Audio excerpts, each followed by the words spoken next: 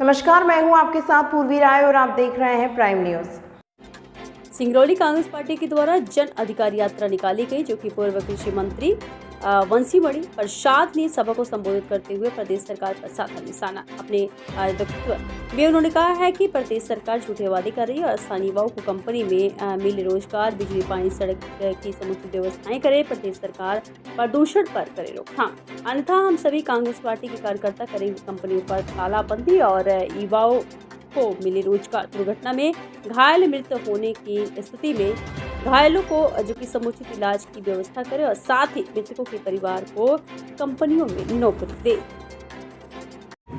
हम लोग लगातार पिछले 5-7 वर्षों से इस बात के लिए आंदोलन कर रहे हैं कि कोयला कंपनी अपनी निकालने के लिए अलग से सड़क बना ले, या कि कन्वेयर से अपना कोयला निकाले, क्योंकि हमारी जो सड़क है, हमारे लिए जो सड़क बनी है, उसमें जब से इन लोगों ने कोयला ढोना शुरू किया, अभी हमारे वक्ता प्रवीण जी बता रहे थे कि 2016 से लेके अब तक में लगभग 2000 जाने चली गई सड़क में, सड़क हादसे में। अगर आज इन सड़कों से कोयला न जाता तो हमारे 2000 सिंगरौली लोग न मरे होते। एक बात।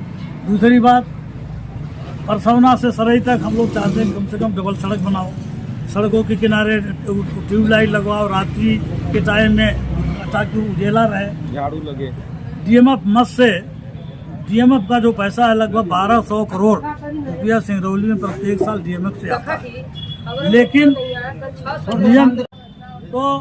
डीएमएफ का पैसा सिंगरौली में खर्च होना चाहिए जिले में, उसका नाम है डिस्ट्रिक्ट माइनिंग फंड, लेकिन वो पैसा आज कहीं गुना में खर्च हो रहा है, कहीं भोपाल में खर्च हो रहा है, कहीं विदिशा में खर्च हो रहा है, कहीं विदिशा में खर्च हो रहा है, कहीं वहाँ क्या कहते हैं बुधनी में खर्च हो रहा है।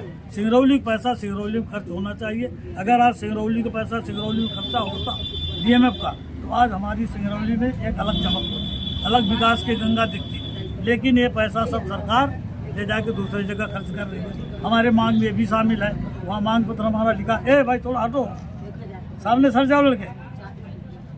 एपीएमडीसी कंपनी, टीएचडीसी कंपनी और तमाम ही कंपनी, हिंडाल्को कंपनी, जितनी कंपनियां हैं सब हमको लूटने का काम कर रही हैं। हमारे ज़मीन का मुआवजा 3 लाख 4 लाख रुपए एकड़ दे रहे हैं। मैं तो ये कह रहा हूँ, विधायक जी भी कह रहे हैं कि हाँ 3 लाख से ऊपर मुआवजा नहीं मिलना चाहिए। मैं तो ये कह रहा हूँ कि आप हमारी ज़मीन जितना ले रहे हैं उतनी ज़मीन हमके बदले में दे दीजिए, हमारे घर का मुआवजा दे दीजिए, हमको कुछ मत दीजिए। हमें मुआवजा आपसे नहीं चाहिए, हमारी जितनी ज़मीन आप ले रहे हैं उतनी ज़मीन हमको उसके बदले में दे दीजिए। घर का मुआवजा दे दीजिए, कुआं का मुआवजा दे दीजिए, हम उसी ज़मीन में जाके उसी घर के मुआवजे से अपना दूसरा मकान बना लेंगे। लेकिन ये नहीं कह रहे हैं, कहते हैं 3 लाख मुआवजा देंगे। 3 लाख मुआवजा किसी भी कीमत पर हम लोग नहीं लेंगे, इसके लिए चाहे जितना हम लोग आंदोलन करवाएं। तमाम समस्याएं, क्या है समस्या, आप समस्या शुरू से बता रहे हैं। इतना जरूर मैं आपको बताना चाहता हूँ कि यदि ये हमारी मांगों पर ध्यान नहीं दिए तो आगे चल करके, अभी तो हम लोग सड़क में घूम रहे हैं, हम लोग जेल भरो आंदोलन करेंगे, अधिकारियों का दरवाजा बंद करेंगे, कंपनी वालों को चलना बंद करवा देंगे इस सड़क से।